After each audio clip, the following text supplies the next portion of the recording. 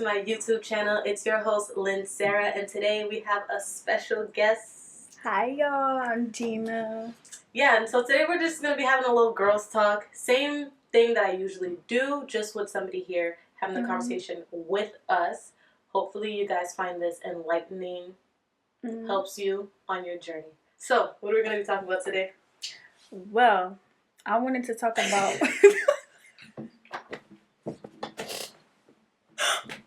I'm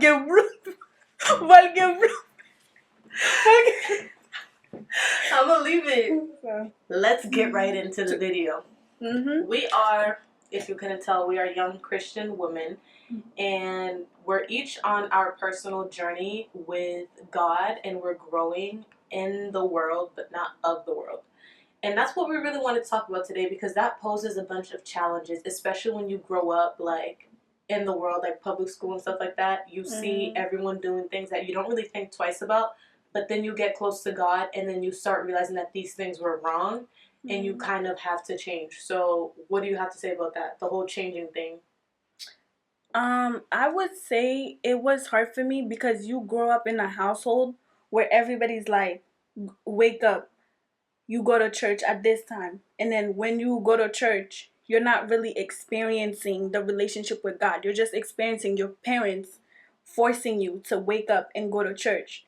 You know what I'm saying? And it's just like, when you get older, you lose that connection because your parents are no longer yelling at you to wake up and go to church. So like now it's up to you. Do you want to get closer to God?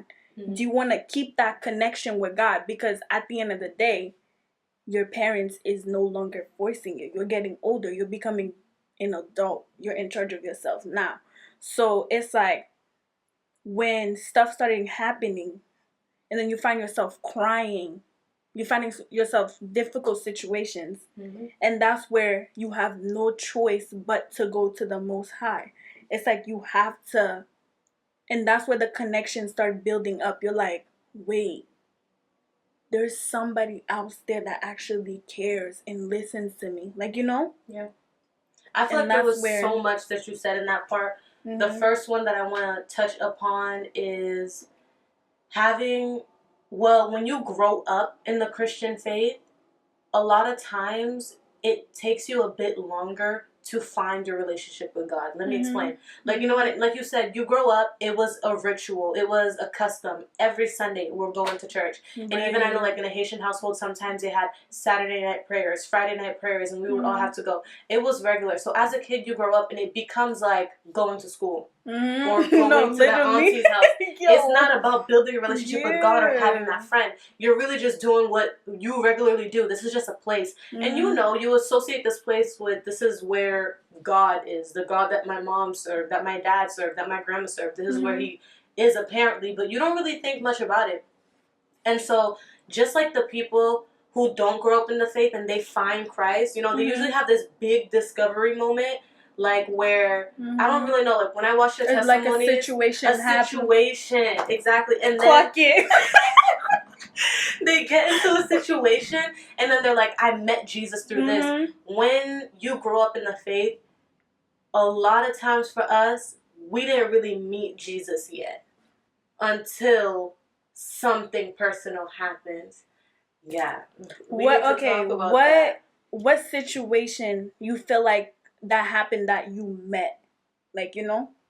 Jesus. I feel like for me, it came from right around COVID. Remember when we met, like, junior year, kind of, when we got to know each other? That was when I was realizing I was really having a hard time connecting and communicating with people. And I was really starting to notice that I felt misunderstood. I felt abandoned. There was, like, that abandonment wound that was starting to show up. And then that kind of pushed me to seek God, because I'm like, why do I feel like this? It was really a lot of, like, emotional turmoil and realizing, like, I can't sort this out myself. And there's this God that my mom tells me loves me and who is watching over me, and he knows me before I was even in my mom's womb. So this man should know what is going on with me right now. And it was really, like, one of the first times I was introduced to depression and anxiety and isolation and stuff. And then obviously quarantining and COVID-19 just added a whole new layer to that. And so I was kind of forced in that moment to confront tough feelings and to meet God, even though I grew up in the church. Right. How about you? What do you think the moment is when you met God? I feel like the moment I met God was when I moved to Rhode Island. Clock it. Again, it was a moment of isolation. You were, and it's just moved. like, yeah, and it's just like my friends were left in Medford, and I feel like I had nobody to turn to, and it's just like where you're in the moment, you want to not live anymore.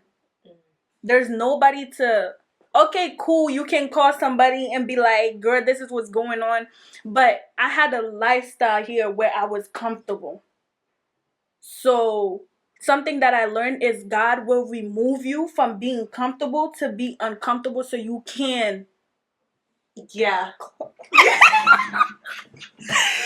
ain't with that one. No, because so many people were so. Oh, we're good. We're so comfortable with being comfortable. And then when we get uncomfortable, we don't know what to do but trust God. That's okay. So I have a video on my channel. I'll see if I can like pin it about trusting God in difficult times. And genuinely, I've learned or I've noticed in this patterns of my life, the times where you trust God the most is the times when you have the least options. Imagine you have a little boyfriend, right? You're going through something. You're gonna run to him. Why you say little? Yo! You know, I'm so weak. Little boyfriend. You have a little boyfriend. The moment you're going through something, you're going to run to him, as you should. He should be there to comfort you. Let's say you're surrounded by friends and loved ones. The moment something happens, you're going to run to them. So I'm not saying that God goes and he removes you. He takes away your loved ones. But it's usually in the situations when they go missing and they go absent that we tend to seek God. And it's the moment where he shows up the most. There's a verse in the Bible that says he is strong where we are weak.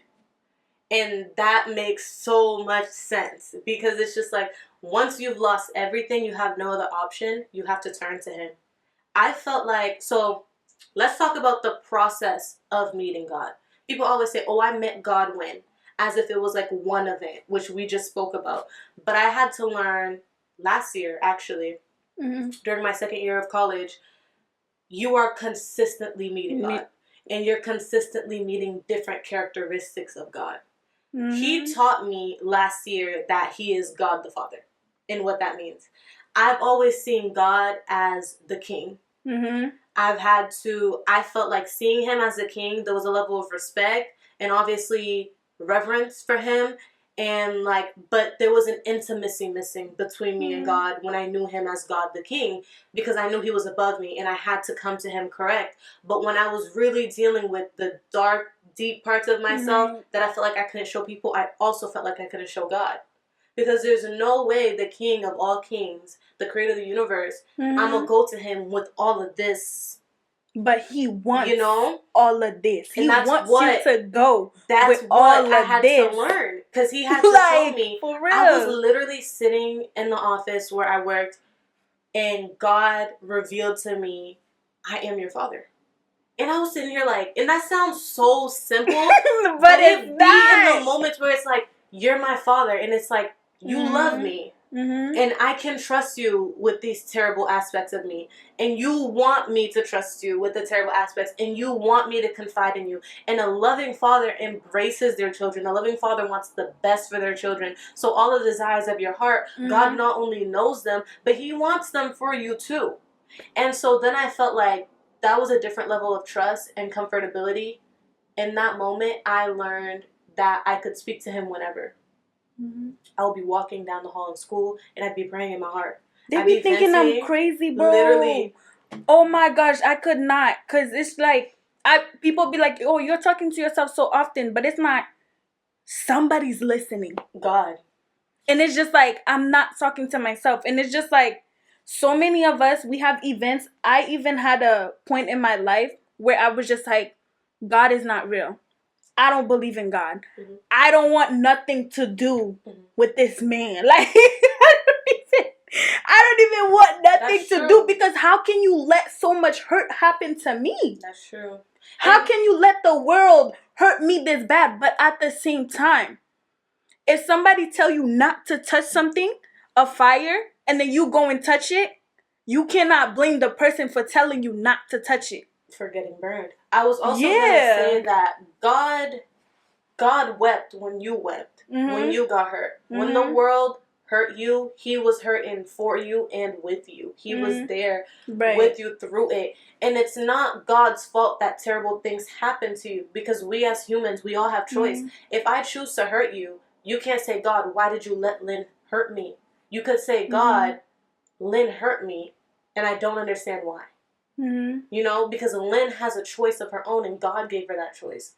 You know what I mean? So he is with us in the pain. And a lot of times when you feel like you don't have the strength to blame the people who hurt you, or you don't want to accept, there are times where we're dealing with wounds that we can't even communicate. Like when someone passes away, and that triggers an abandonment wound. And you don't feel like you can blame the person who died, because who does that? So now you say, God, how can you let them die? But it's funny how we so quick to blame him. But it's like when something good happened, we forget. Like we're living in a life where we're just like living in the happiness, but then y'all forget where you came from.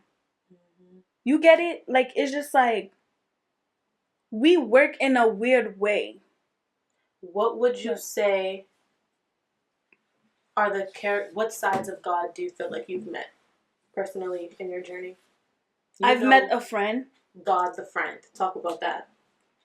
Because when I moved to Rhode Island, I didn't really have friends like that. Obviously, my brother is like a friend to me, but it's not like, you know, like a friend, like a girlfriend, like you can like talk to about anything.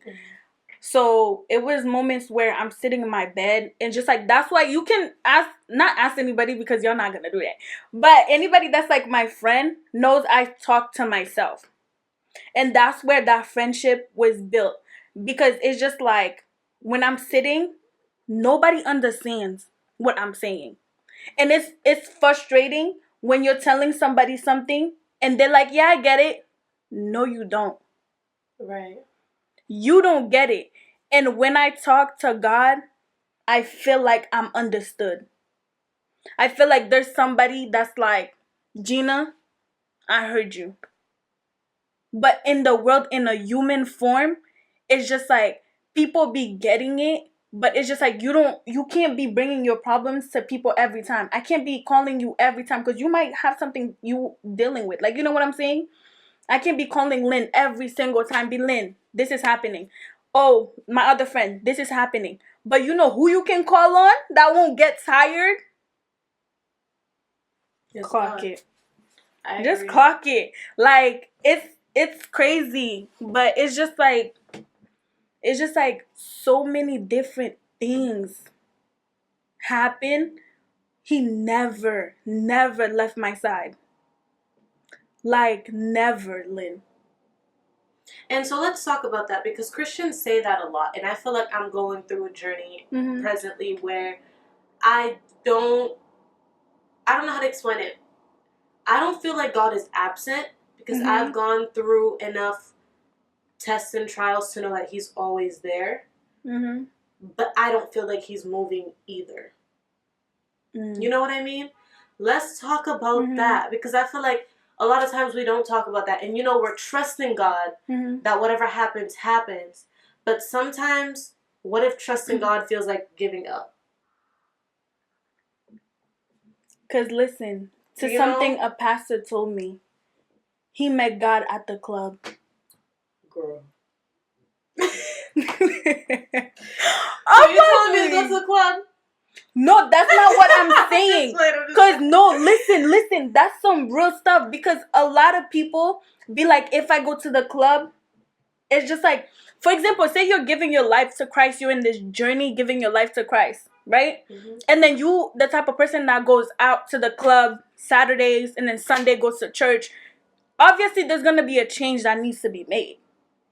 But obviously you got to realize there's a part of you that still love doing, like, you know, love going to the club. that's not gonna change in a matter of a day. It's not gonna change. It's not. Personally, I do feel like the person. Let's say I'm the person. Let's say I'm the person who goes to the club Saturday, Friday night, Sunday morning, go to church, right? I feel like sometimes we don't. When you love something, you don't necessarily want to change it either. Like, what if I love going to the club? What if I love the music? What if I love the crowd? What if it's a way that me and my friends bond? And now I've realized that I have to abandon that for one reason or another. What if I don't have the desire to? And I have a video on that on my channel. God can change your heart. He can change your heart. And at that point, you just have to make the prayer and say, God, I'm still in love with these activities. I'm still in love with this crowd of people. I still love to do this thing.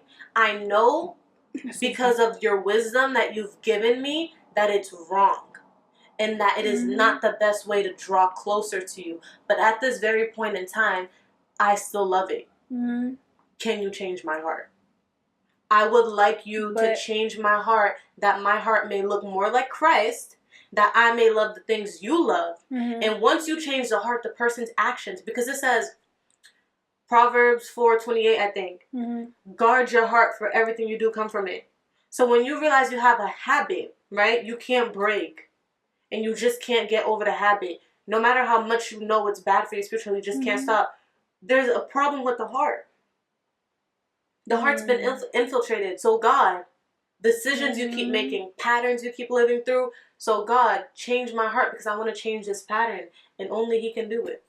Only God can do it. Hey. Only God can do it. Whoa. Only God can do it. Oh. Only God can do it.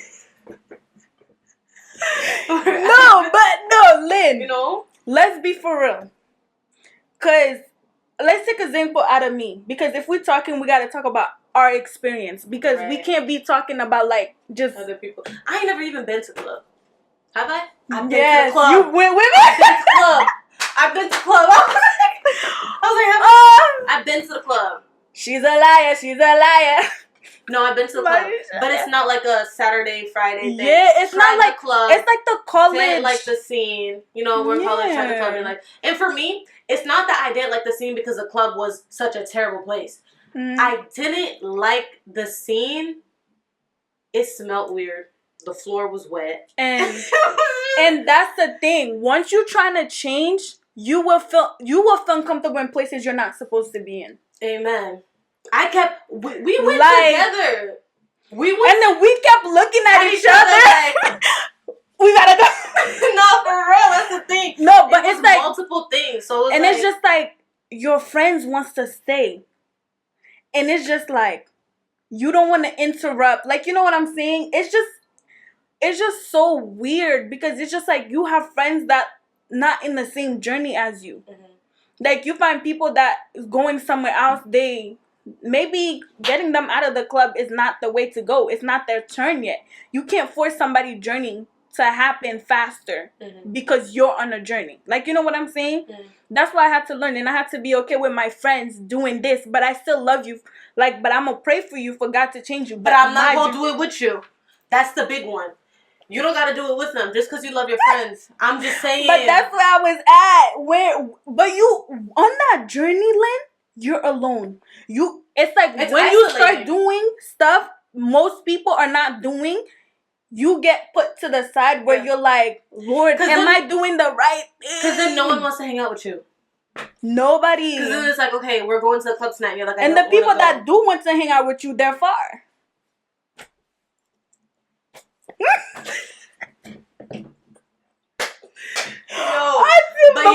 So we don't personally, if we're speaking about our experience, like you were saying, we can't really speak on the whole club scene because that's not our struggle. You know what I mean? It might be somebody else's. I don't struggle with that where I be at the club. I can easily walk away from that because, again, like I said, the floor be wet. It smell like, you know what it smells like. No, bro, because and you gotta go with the right people too. With the people. Oh, I'm so sorry. You don't gotta go. You don't gotta go. Don't go. No, but I'm saying You gotta go. You know where you gotta go with the right people? To church. No, Lynn, let's be for real. Let's be real. This is me being real. This is what Guys, I'm saying. no, going to a Haitian ball is not like the club. But this is, okay, let's talk about it. It's like a party, and it's just like, are we, okay, Can no. go to parties? Exactly. And I think the answer is yes. Yes, we can, but you cannot be doing one side, one side, one side. No. You cannot be doing, like, listen, you know, here's like, my clock thing. There's different kinds of parties, and we all know. There are parties where certain activities are happening. There are parties where it's just like, we get together, we're eating, there's nice music bumping. It don't gotta be derogatory music. It don't gotta be, you know what I mean? Christians can go to parties, but the question is, what activities are being done at those parties? Are you smoking weed? You know, are you? Are you? No, I'm not, y'all. I don't. But so then they give weed as a medication. So is that? It's how or why you're using it. That's the thing. It all comes down to the heart, like I said. But you were gonna talk about your experience. With what? I don't even know what you were gonna say because we never got to it. Get my balls. And I feel like I'll talk about mine first. To make you feel comfortable. I think you should. In my experience, what do I struggle with? I have a lot that I struggle with. Emotional management. Emotional. Lynn,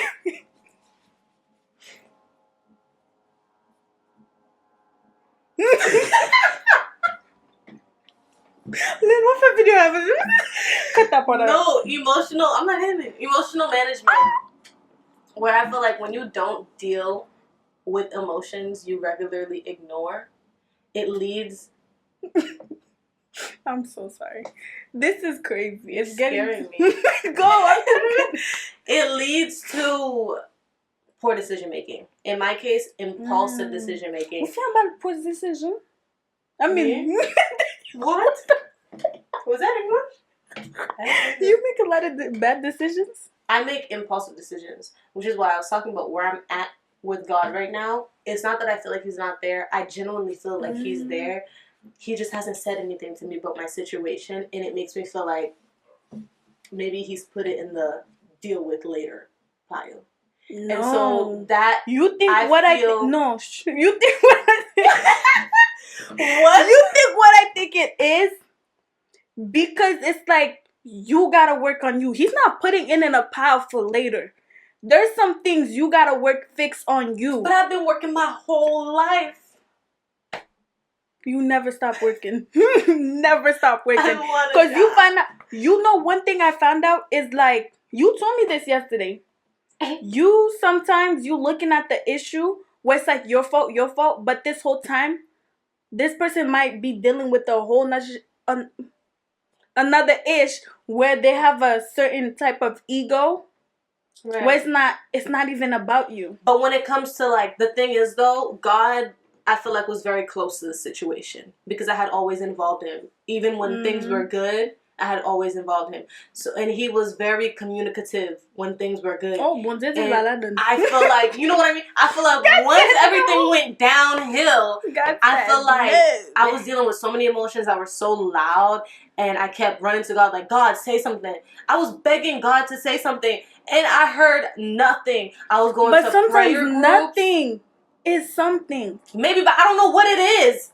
And I'm maybe you that's just the thing. I can't deal with uncertainty. That's one of the emotions I can't deal with. Like, I need to know what's going on. That right there. And that's the thing. That's why I said on my journey, I'm learning to trust God. That I don't need to know. Because God knows, and that He has plans of good and not to harm me, Jeremiah. You know what I mean? But that's what I was going through. I couldn't confront those feelings of uncertainty and confront the fact that I have to trust God. And I feel like I trusted God, or I am trusting God in a way of giving up.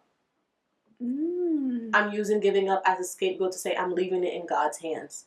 When in reality, I've put the situation in a out of sight, out of mind pile. And sometimes that leads to me acting a bit reckless. Like the way you keep saying, why am I so mean to, like, the people who keep like texting me and stuff. But I need to do that. It's just like, no, Lynn, because I need to do that. Because you know why I say I need to do that? Because it's just like when I'm so nice, so welcoming, they think it's an open door to do whatever they want to do.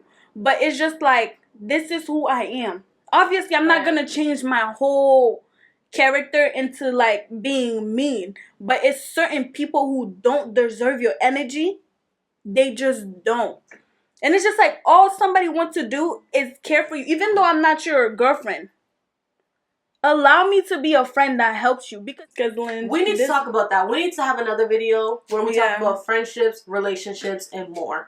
Because I feel like that, in this generation, the enemy has been attacking people in the realm of relationships and friendships. Mm-hmm. And he does it once to either distract or destroy.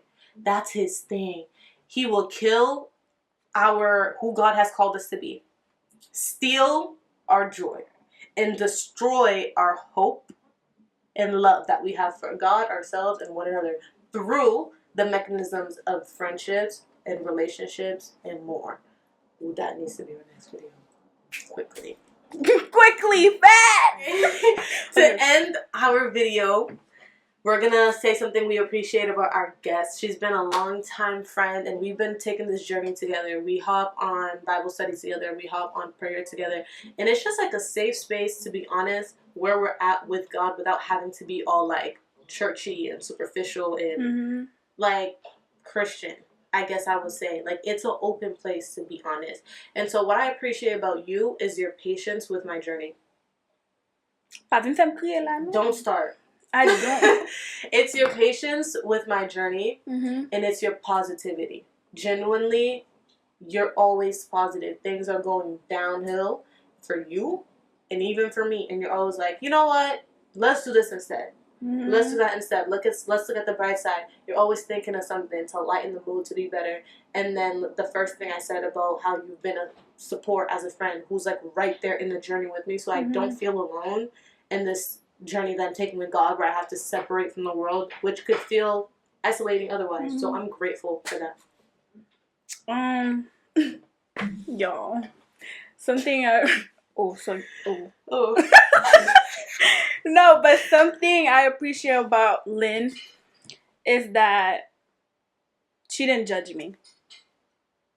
Cause where you in the world, it's like a lot of girls are in competition with each other. They find like judgments where it's like, I can bring my insecurity to her. She's not gonna be like, you know, make me feel less than. So it's like, and I can talk to her about anything. Yo, when I say anything, like this girl is like me in a different body. Like, it's just, she gets it. It's like, you know when you say you find your soulmate in a friend? That's her, for me. Oh. You know not to. Dude, I just don't do hugs. I don't do hugs. Oh my God. But to wrap up, it's just like, it's more so like, I want you to see what I see. Like, it's deeper. Girl, you have so much to give this world, so do not let this world take nothing from you. Amen. A relationship take nothing from you. Amen. Because I learned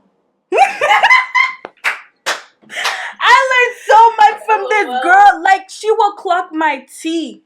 Like, half of y'all be lucky I don't do stuff to y'all that I should be. Because this girl be like, no. And it's not worth it.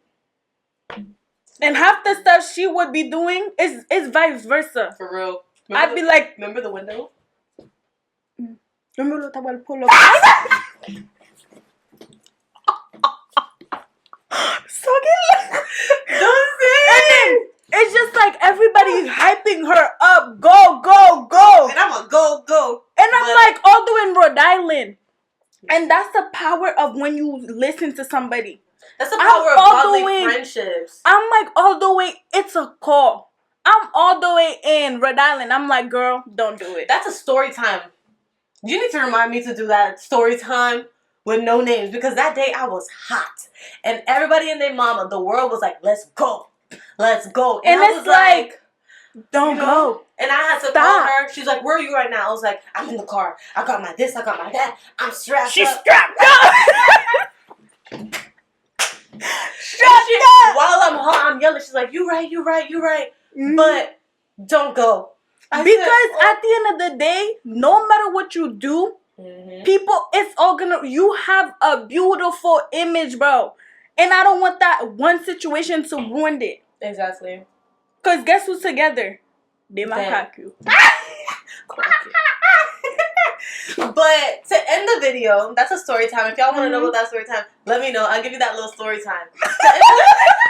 To end the video, I will say, comment down below. I always say, the comment section is a table. Bring what you want to the table. It'll be a feast. We'll talk, we'll discuss things, and if it's necessary, we'll make a video on it. What part of your journey with God are you going through? What characteristic of God, I don't know what's going on. What characteristic of God have you discovered in your past journey, and are you discovering in your current journey? Let us know in the comment section down below. Wait, hold on. Oh. We have to give them an advice. What advice? What do y'all want? Because you know. What's the advice? What advice you can give to the people watching you? If, I always say it this way. If I could say something to my younger self. To my past self that I didn't know. It's that God is and forever will be more than what you think he is. The thing you think you can't be honest with God with or about, be honest. If you're angry at him, tell him you're angry. If you're upset, tell him you're upset. It is in those vulnerable moments where you really feel God's presence, because he has an answer. He has something for you. He always has something to reserve for you. So be honest and be open. And he is just there to love you, no matter what stage you're at. Girl, you could be in that man bed, boot up, still call on God's name. Call on and wait. Was that even a church song? I don't even think so. That's The Weeknd. My advice to y'all, don't lose yourself. Don't lose yourself. Because don't lose yourself in this world. A lot will happen. Don't lose yourself to the pain. Don't let it change you. Don't let loving. Stay big-hearted. All of it. Why is it so? No, for real. But the world will be stabbing you. Left and right.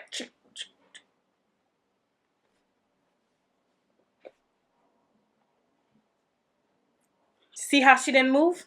That's how.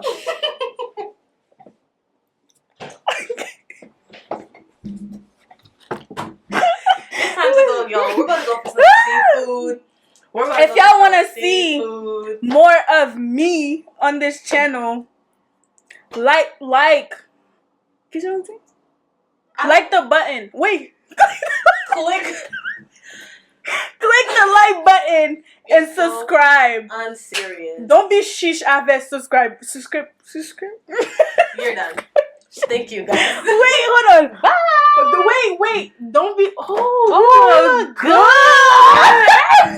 But y'all, don't be sheesh with your subscription. Don't be sheesh with your subscription. Subscribe. There you go.